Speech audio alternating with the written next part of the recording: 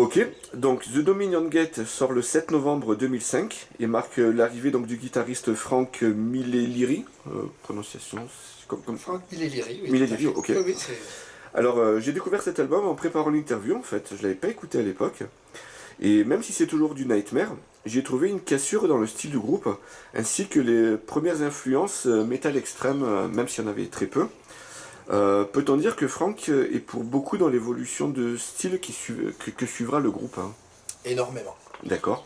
Énormément, même si sur cet album-là, à son arrivée, donc Franck a pris progressivement de l'importance dans la composition, dans les influences du groupe. Ça a été progressif. Et en effet, avec son arrivée, c'est teinté ce petit côté un petit peu, je vais dire, dark.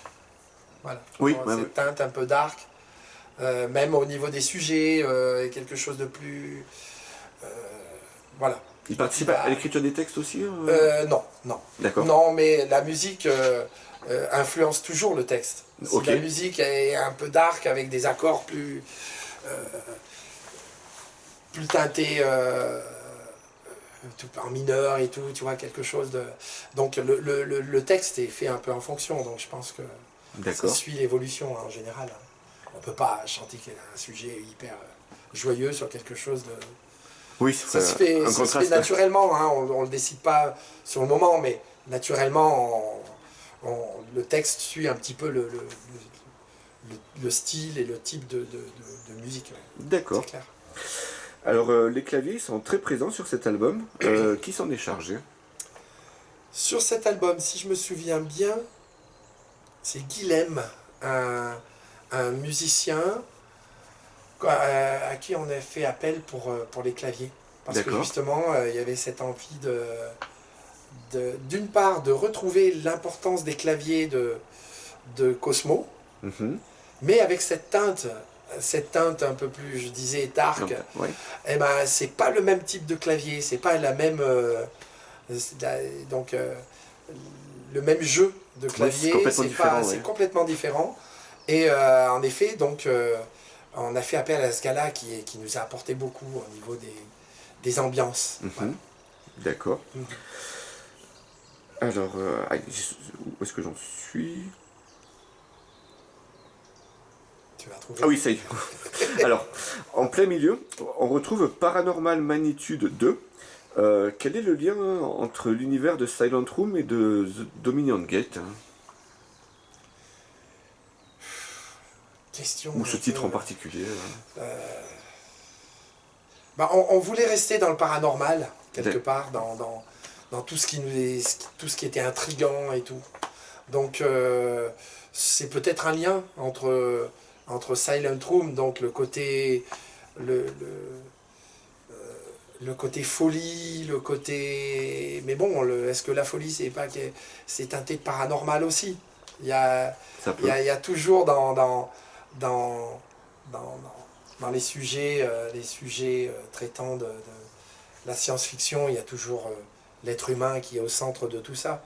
Donc, l'être humain, soit qui subit une influence paranormale dans son psychisme, c'est sûr que c'est plus porteur que si c'était quelque chose de physique ou voilà, quelque part.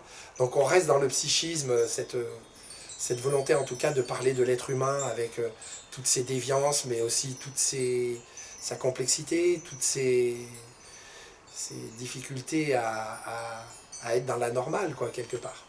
Donc soit par la folie, soit par l'influence extérieure, le paranormal, soit par un être humain qui a une influence sur une personne.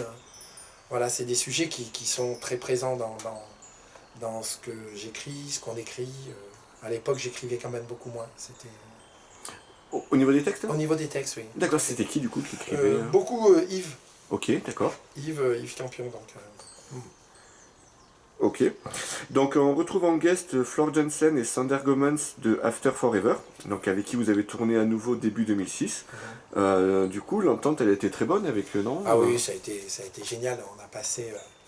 On a fait donc plusieurs tournées avec eux et ça a été toujours un plaisir, quoi, vraiment.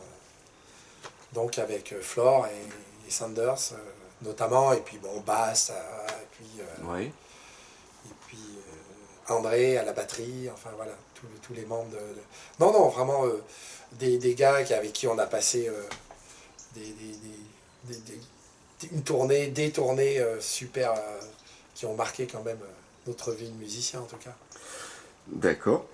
Alors, une question un peu délicate. Aïe. Tout comme Cosmovision, la jaquette elle est signée par Jean-Pascal Fournier. Mhm. Alors j'ai appris récemment que ce dernier est incarcéré pour le meurtre de son père. Alors déjà, voilà, un mot sur son travail. Et quel genre de personne est-ce qu'il te semblait être lorsque vous aviez collaboré ensemble? Ah, c'est un gars, donc en effet, il a fait plusieurs pochettes pour nous, donc je sais plus lesquelles exactement. Donc Oui. celle-là, et puis... J'ai Cosmovision aussi, ouais, peut-être qu'il y en a ouais, d'autres. Cosmo. Oui, Oui, oui, tout à d'accord. fait. Première collaboration. Donc un gars très complexe, très D'accord. difficile à cerner, avec des changements d'humeur parfois, qui étaient assez surprenantes. Ok. Mais un gars qui lorsqu'il travaillait pour une pochette notamment, donc, parce qu'il a travaillé avec d'autres groupes Oui, très connus, il a un gros CV, oui. Immortal, je crois. Oui, euh, entre autres, Entre autres, Doro, ouais. il me semblait être oui, bien. oui. Donc c'est un gars qui était bourré de talent et qui était très très impliqué dans ce qu'il faisait, et, mais très difficile à cerner. D'accord. Voilà. Donc en effet, donc, il a une histoire personnelle et familiale du coup très très difficile. Donc on parlait de folie, voilà. Oui, s'il pourrait On est faire en un plein bon... dedans. Et voilà, c'est malheureusement, voilà, c'est une réalité. D'accord. Et tu as pu l'avoir un peu en contact depuis ou pas du tout? Non, non, Non. non, nos relations s'étaient dégradées bien avant. D'accord, ok, Oui, donc, oui, ok. tout à fait. Il y avait eu un petit clash avec lui. Ok. Donc, on va passer sur un détail un peu plus amusant. Ouais. Alors, je suis retombé sur une interview de toi donc à cette époque dans Metallian qui était signée Fabrice Cassaro. Alors voilà, sans révéler de qui il On s'agit. le trouve. C'est toujours les mêmes. Voilà, donc on peut dire que, voilà, que c'est un proche du groupe. Ouais. Comment ça se passait quand c'était comme ça? C'était genre on va boire un petit coup, on fait quelques questions, s'il y avait quand même un cadre pro. C'était très amical. Ouais, Donc, non, c'était très amical. d'accord. Donc, il y avait toujours quelques bières. Voilà. Non, non, ça a toujours été décontracté, mais avec cet objectif de faire quelque chose de sérieux. Mais, non, non, on a toujours su travailler dans le bon sens, mais en prenant du plaisir. Oui, puisqu'en plus je me rappelle, enfin, en relisant l'interview, j'ai vu qu'il parlait beaucoup justement de Terre Resness et tout ça. Oui, Et ok, je vois le lien quoi. voilà, tu vois. D'accord. Donc, on passe à Genetic Disorder en octobre 2007. Donc, on retrouve le titre Conspiracy sur lequel Yves Campion chante les couplets en mode extrême. Alors, d'après ce que j'ai compris, il chante beaucoup sur les démos. Comment se fait-il qu'on ne l'entende que très rarement sur album en chant lead? Parce qu'il chante très mal. Ah, d'accord. Non, Ceci expliquant cela. non. Non. Non, sur les démos. Non, c'est un gars qui a des influences qui sont très différentes des miennes. D'accord. Donc c'est vrai que dans la composition, donc il intervenait en tout cas dans la composition, même des lignes de chant par moment, voilà. Même si j'avais quand même une assez grande liberté. Mhm. Mais c'est pas un chanteur. Voilà. C'est un bassiste. Voilà. Ok. Donc, on retrouve Tu aussi. m'excuseras, Yves. Alors, on retrouve aussi sur cet album The Dominion Gate Part 2, sur lequel apparaît encore Floor Jansen de After Forever. Il y aura aussi une troisième partie en 2012. Peux-tu nous parler du concept de cette trilogie? Oui, on avait. C'est un concept un petit peu. Oui, On avait voulu marquer plusieurs albums, donc c'était une trilogie hein, notamment.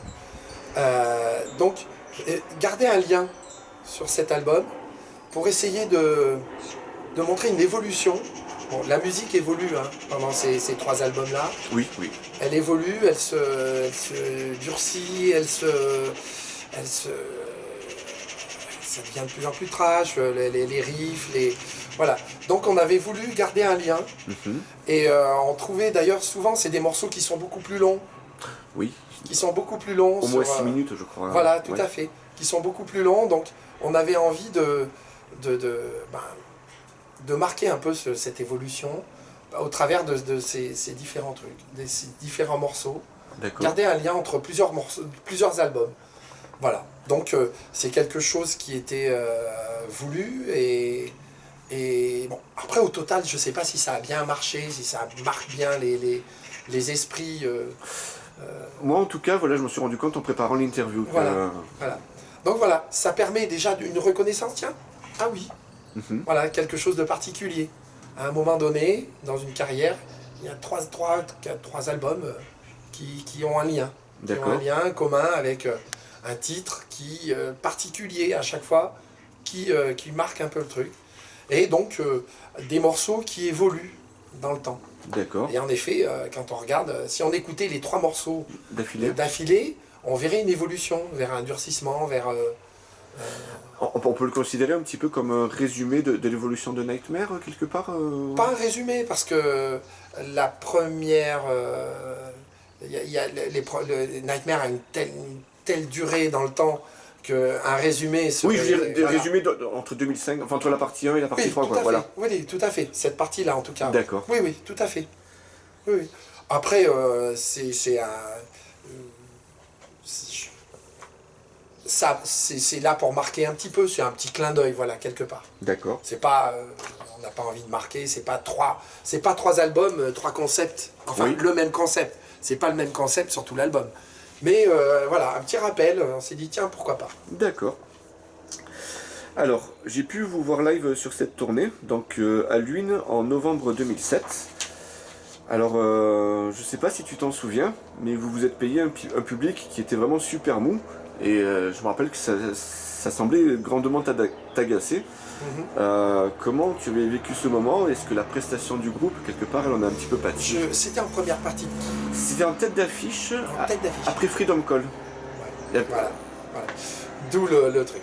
Bon, Freedom Call, la tournée, on a fait une tournée Freedom Call, donc qu'on a monté d'ailleurs. Avec Hydrogen et Kragens. Voilà, tout à fait.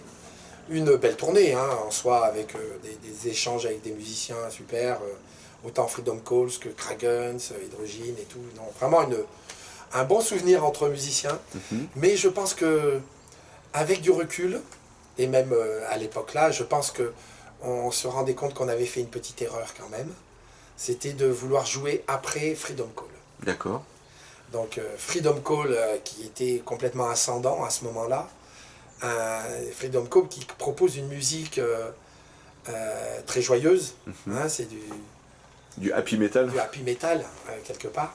Et nous, derrière, avec une musique plus dark, un peu plus trash dans son interprétation.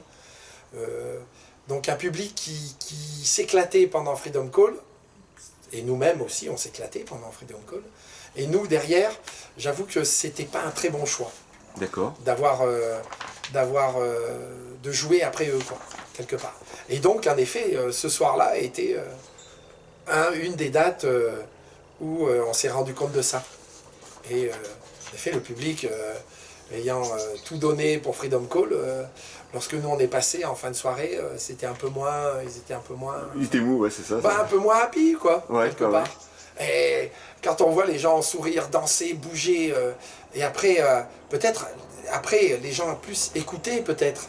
Mais bon, l'ambiance, nous, on l'a senti un cran dessus. Ouais, je me souviens que vous aviez repris Fear of the Dark d'Iron Maiden. Ouais. Et que Alex Hilbert, le guitariste, il t'a vu chuchoter. Bon, j'avais entendu, c'était vers l'avant. Je suis pas sûr qu'ils connaissent ou un truc comme ça, quoi. Ah oui, tiens, petite anecdote. Mais du coup, voilà, c'était comme ça. C'était le même genre d'ambiance sur toute la tournée, alors, en fait. Sur pas mal. Ouais, d'accord. Surtout quand on jouait en France, notamment. Sur les dates françaises, on jouait en tête d'affiche. Parce que c'était un co-headline. Ouais. Et par contre, à l'étranger, quand on jouait en première partie, c'était bien. D'accord. C'était beaucoup mieux. Voilà, je pense que l'erreur, c'était de s'être placé en dernier. Mais bon, c'est une erreur stratégique. Voilà, passer après du happy metal, c'est pas évident.